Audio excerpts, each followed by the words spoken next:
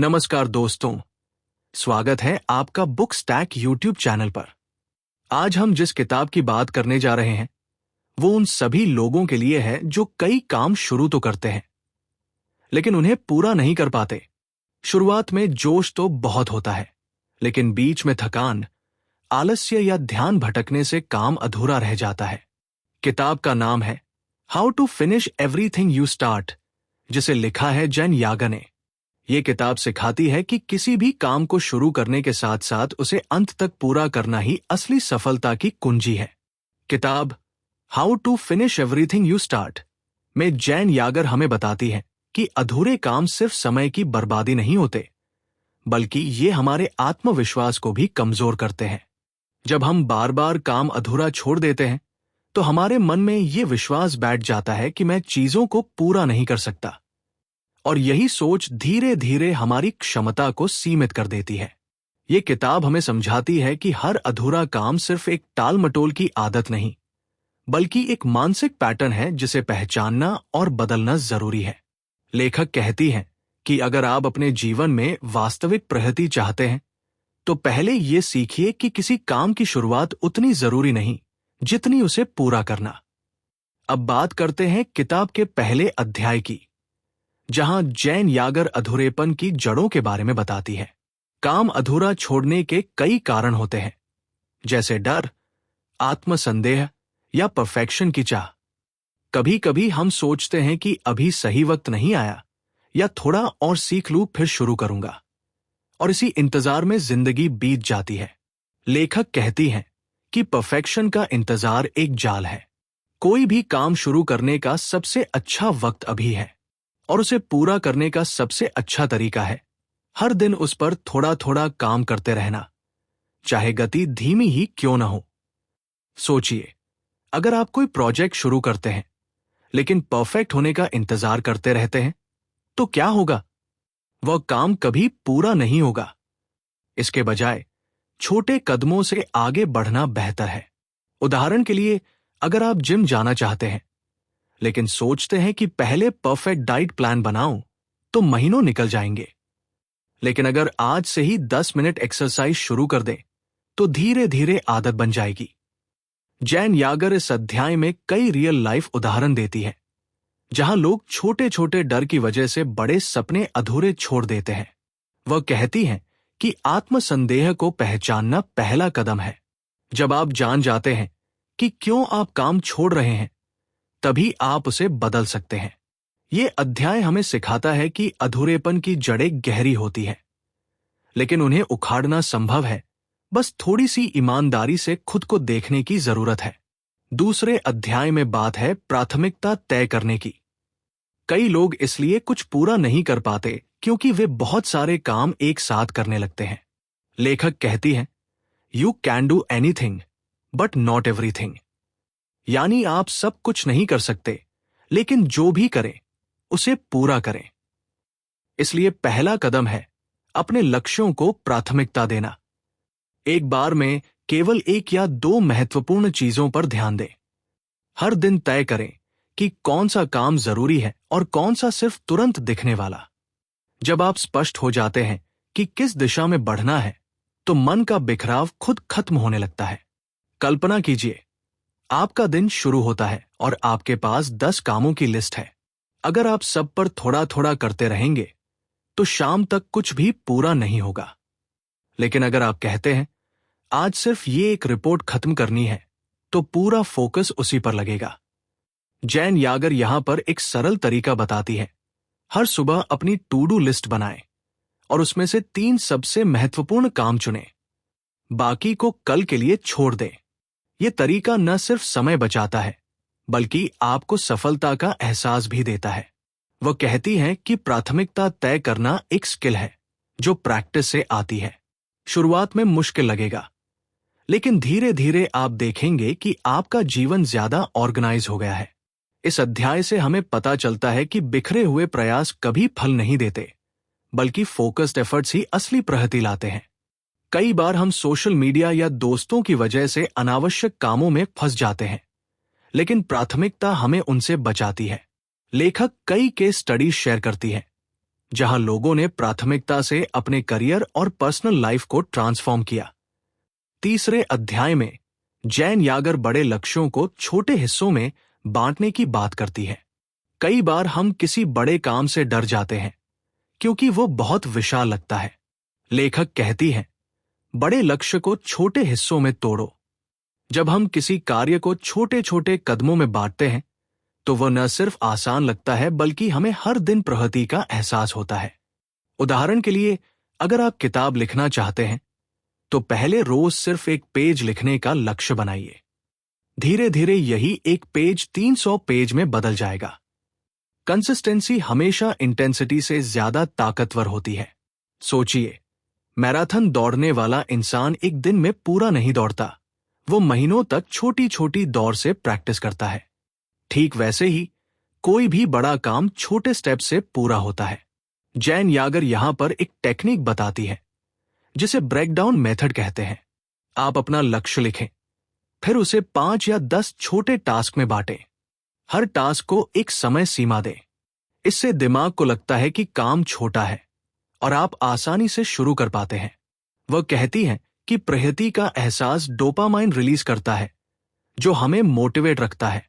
अगर आप हमेशा बड़े पिक्चर पर फोकस करेंगे तो ओवरवेल्म हो जाएंगे, लेकिन छोटे स्टेप से आप हर दिन जीत महसूस करेंगे। इस अध्याय में कई प्रैक्टिकल एक्सरसाइज हैं, जैसे अपना एक लक्ष्य चुनें और उसे छोटे पार्ट्स में डिवाइड करें। लेखक उदाहरण देती हैं एक बिजनेसमैन का जो अपना स्टार्टअप शुरू करना चाहता था लेकिन डरता था। उसने छोटे स्टेप्स लिए, जैसे पहले मार्केट रिसर्च, फिर प्लानिंग, और धीरे धीरे सब पूरा हो गया। यह अध्याय हमें सिखाता है कि कोई काम कितना भी बड़ा क्यों न हो, छोटे कदमों से वो हासिल किया जा सकता है। कंसिस्टेंसी की पावर को कभी कम न समझें, क्योंकि पानी की बूंदें भी पत्थर को घिस देती है। चौथे अध्याय में बात है अनुशासन और आदत की। जैन यागर बताती है कि प्रेरणा अस्थायी होती है, लेकिन अनुशासन स्थायी। जब तक आप हर दिन खुद को छोटे छोटे कार्यों के प्रति जवाबदेह नहीं बनाएंगे, काम अधूरा ही रहेगा। किताब में एक शक्तिशाली नियम बताया गया है, द 15 मिनट रूल, यानी किसी काम को शुरू करने के लिए बस 15 मिनट दीजिए। जब आप 15 मिनट तक कुछ करते हैं तो आपका मन धीरे धीरे उसी काम में लगने लगता है और आप आगे बढ़ते जाते हैं। यह रूल बहुत सरल है लेकिन बेहद प्रभावी। सोचिए, आप पढ़ाई शुरू नहीं कर पा रहे, लेकिन अगर कहें कि सिर्फ 15 मिनट पढ़ूंगा तो शुरू करना आसान हो जाता है। और ज्यादातर मामलों में आप 15 मिनट के बाद भी जारी रखते हैं। लेखक कहती हैं कि अनुशासन आदत से बनता है। हर दिन एक ही समय पर काम करें, जैसे सुबह 8 बजे राइटिंग। इससे दिमाग ऑटोमेटिक मोड में आ जाता है। वो कई टिप्स देती है, जैसे एक अकाउंटेबिलिटी पार्टनर रखें जो आपको चेक करे, या फिर एक जर्नल बनाएं जहां रोज अपनी प्रगति लिखें। प्रेरणा पर निर्भर न रहें क्योंकि वो आती जाती रहती है, लेकिन अनुशासन से आप हर मौसम में आगे बढ़ सकते हैं। इस अध्याय में जैन यागर वैज्ञानिक रिसर्च का जिक्र करती है जो बताता है कि आदतें कैसे बनती हैं। एक क्यू, रूटीन और रिवॉर्ड से। आप अपने काम को इसी तरह डिजाइन करें। उदाहरण के लिए, अगर एक्सरसाइज करना है तो क्यू हो सकता है अलार्म, रूटीन एक्सरसाइज, और रिवॉर्ड एक अच्छी कॉफी। इससे आदत मजबूत होती है। लेखक कहती हैं कि जवाबदेही खुद से शुरू होती है। अगर आप खुद से वादा नहीं निभा पाते तो दुनिया से क्या उम्मीद करेंगे।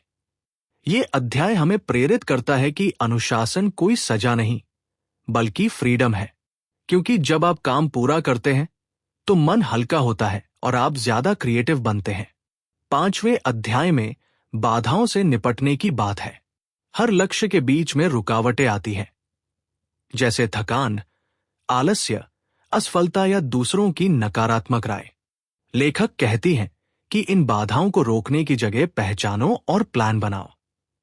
अगर आप जानते हैं कि कौन सी चीज आपको रोकती है तो आप पहले से उसके समाधान तैयार कर सकते हैं। साथ ही अपने वातावरण को भी अपने लक्ष्य के अनुरूप बनाइए। फालतू चीजें हटाइए, ध्यान भटकाने वाले लोगों से दूरी रखिए और अपने आसपास प्रगति का माहौल तैयार कीजिए। सोचिए, अगर आपका डेस्क गंदा है और फोन नोटिफिकेशन आते रहते हैं, तो फोकस कैसे रहेगा? जैन यागर कहती हैं, वातावरण बदले, आदतें खुद बदल जाएंगी। वो एक टेक्निक बताती है, ट्रिगर्स को आइडेंटिफाई करें।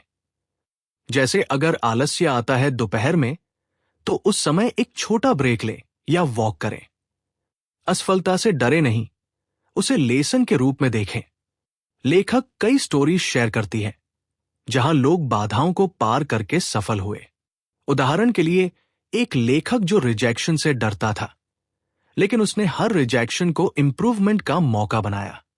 नकारात्मक लोगों से दूरी रखें, क्योंकि उनकी राय आपकी नहीं बदल सकती। इसके बजाय पॉजिटिव सपोर्ट सिस्टम बनाएं, जैसे दोस्त या मेंटर। ये अध्याय हमें सिखाता है कि बाधाएं हर किसी के जीवन में आती हैं, लेकिन जो उन्हें हैंडल करना सीख जाता है वही आगे बढ़ता है। प्लानिंग यहां कीवर्ड है। पहले से सोचे कि अगर ये समस्या आएगी तो मैं ऐसा करूंगा। इससे आप रिएक्ट करने की जगह प्रोएक्टिव बनते हैं। जैन यागर कहती हैं कि थकान से लड़ने के लिए रेस्ट जरूरी है, लेकिन रेस्ट को बहाना न बनाएं। बैलेंस रखें और देखेंगे कि बाधाएं छोटी लगने लगेंगी। छठे अध्याय में खुद को इनाम देने की बात है। किसी भी बड़े लक्ष्य तक पहुंचने के लिए छोटे छोटे इनाम जरूरी होते हैं। जब आप किसी चरण को पूरा करते हैं तो खुद को सराहिए, ब्रेक लीजिए या कोई छोटी खुशी मनाइए। इससे आपके दिमाग को यह संकेत मिलता है कि काम पूरा करना भी सुखद अनुभव है, और यही आदत आगे चलकर आपकी उत्पादकता को बढ़ाती है। लेखक कहती हैं कि इनाम सिस्टम ब्रेन को ट्रेन करता है। जैसे कुत्ते को ट्रेनिंग में ट्रीट देते हैं, वैसे ही खुद को दें, लेकिन इनाम छोटा और हेल्दी रखें, जैसे एक मूवी देखना या फेवरेट फूड। अगर बड़ा इनाम रखेंगे तो इंतजार में काम रुक जाएगा। जैन यागर यहां पर एक चेन मेथड बताती है, जहां हर दिन प्रगति पर एक चेन बनाएं और चेन टूटने न दें।